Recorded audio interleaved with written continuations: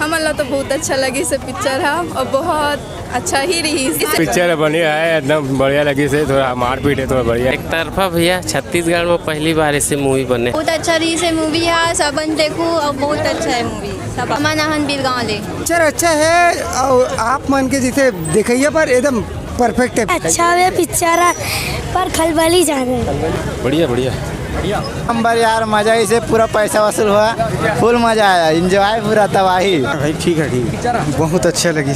मतलब पहली बार horror comedy, मतलब पहली बार छत्तीसगढ़ में ऐसा लगी कि बहुत अच्छा फिल्म बने। अच्छा लगी भैया, ठीक है, बहुत अच्छा है। क्या मैच है, ठीक है भाई, देखना है, पार्ट 2 देखना है।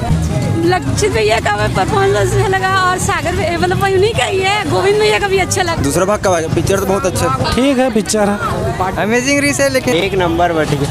पार्ट 2 देखेंगे भाई, आएंगे। पिक्चर एकदम मस्त है, लेकिन दूसरा पार्ट थोड़ा जल्दी लाना है। पता भाई, और सेकंड पिक्चर जल्दी लाओ ताकि देखने को मिले। हाँ, इंतजार नहीं भाई, तगड़ा है, लेकिन एकदम इंटरेस्टिंग पिक्चर है।